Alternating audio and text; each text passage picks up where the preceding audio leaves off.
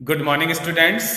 आज हम कक्षा 10 के अंतर्गत हिंदी में पाठ साना साना हाथ जोड़े को पढ़ेंगे।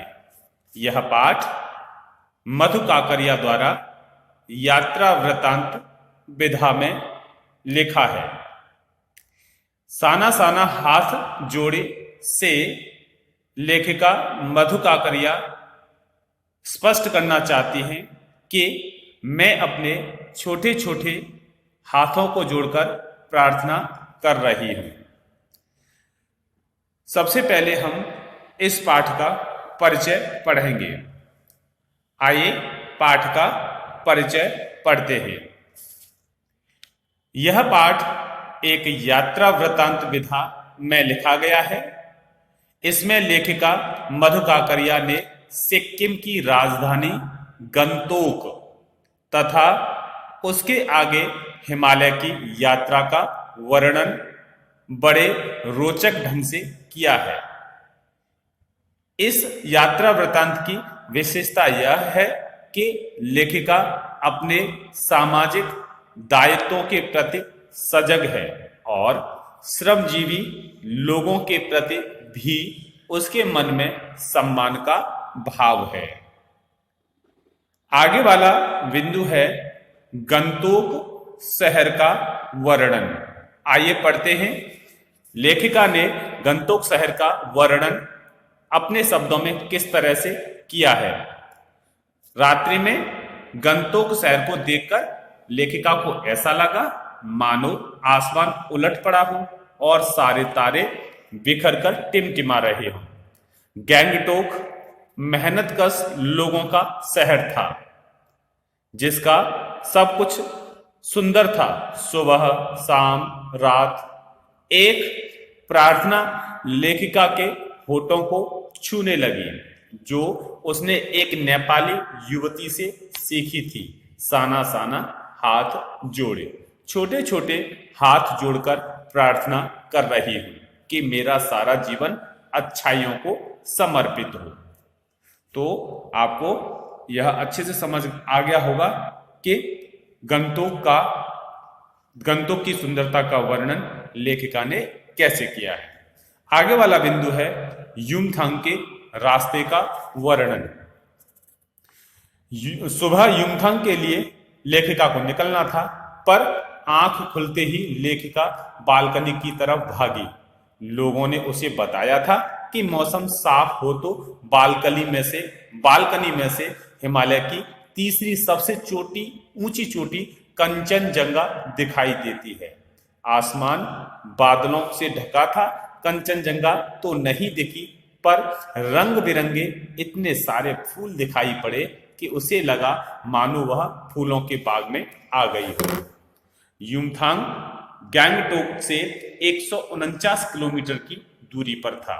ड्राइवर कम गाइड जितेन ने बताया, यानी जितेन कौन है? गाइड था, लेखिका का गाइड। वह ड्राइवर का भी कार्य कर रहा था। जितेन ने बताया कि रास्ते में गहनतम घाटियां और फूलों से लदी वादियां मिलेंगी। लेखिका बर्फ देखने के लिए बड़ी ही व्याकुल थी, पर जितेन ने इसे रहस्य बना दिया कि युमथांग में बर्फ होगी या नहीं। रास्ते में मंत्र लिखी हुई सफेद पताकाएं मिली।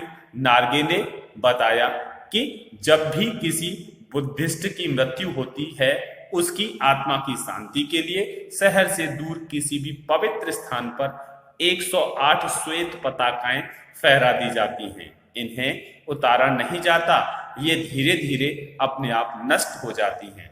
यदि कोई नया काम शुरू करना हो तो रंगीन पताकाएं फहराई जाती हैं। कभी लॉन्ग स्टॉक पहुंचने पर जितेन ने बताया, यहाँ गाइड फिल्म की शूटिंग हुई थी। यहाँ एक ऐसा पत्थर है जो लेप्याचार और भुटिया सिक्किम की इन दोनों स्थानीय जातियों के बीच चले लंबे संघर्ष के बाद शांति वार्ता का स्मरण करवाता है। इसी क्रम में हमारा आगे वाला बिंदु है सेवन सिस्टर वाटरफॉल का वर्णन। तीस्ता नदी का सौंदर्य पराकाष्ठा पर था। तभी जीप एक जगह रुकी। सामने खूब ऊंचाई से गिरता हुआ फेन उगलता झरना सेवन सिस्टर वाटरफॉल था। नीचे बिखरी नीचे बिखरे भारी भरकम पत्थरों पर बैठकर लेखिका जैसे आत्मा का संगीत सुनने लगी। झरना उसे जीवन की अनंतता का प्रतीक लगा। उसे अपने मन की सारी तामसिकताएं उस निर्मल जलधारा में बह जाती सी प्रतीत हुई। लेखिका का मन वहां से हिलने को नहीं था, पर जितेन ने कहा, आगे इससे भी सुंदर नजारे मिलेंगे। तो लेखिका जितेन के साथ आगे चल ली। आगे वाला हमारा बिंदु है पहाड़ों के सौंदर्य का वर्णन। आइए देखते हैं पहाड़ों के सौंदर्य का किस तरह वर्णन पाठ में किया गया है।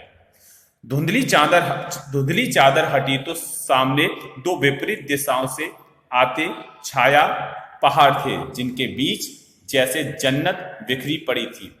पर्वत, झरने, फूलों, घाटियों और वादियों के दुर्लभ नजारे लेखिका को कहीं बहुत गहरे अपने आप से जोड़ रहे थे।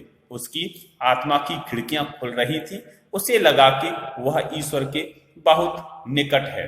उसके ओठों पर वही प्रार्थना पुनः आने लगी, साना साना हाथ जोड़े। मंत्रमुग्ध सी वह थोड़ी दूर तक निकल आई तो उसकी दृष्टि पहाड़ी औरतों पर पड़ी जो पत्थर तोड़ रही थी। उनकी काया कोमल थी, पर हाथों में कुदाल और हथौड़े थे।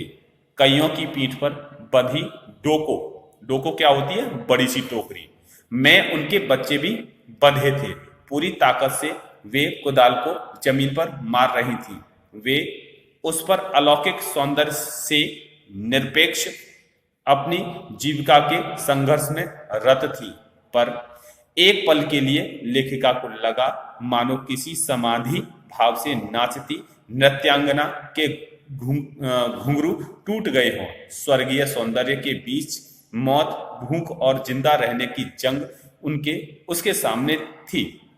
वहां खड़े वार्डर रोड ऑर्गेनाइजर के कर्मचारी से पूछने पर पता चला कि वे पहाड़ ने सड़क को चौड़ा करने के लिए श्रमरत हैं।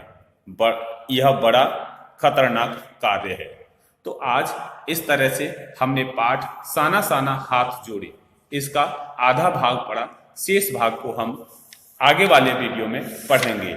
आज के लिए गृह कार्य में आप प्रश्न लिखें। प्रश्न लिखिए। प्रश्न लिखिए, युमथांग के सौंदर्य का वर्णन अपने शब्दों में कीजिए। प्रश्न लिखें, युमथांग के सौंदर्य का वर्णन अपने शब्दों में कीजिए। शेष भाग को हम आगे वाले वीडियो में पढ़ेंगे। धन्यवाद।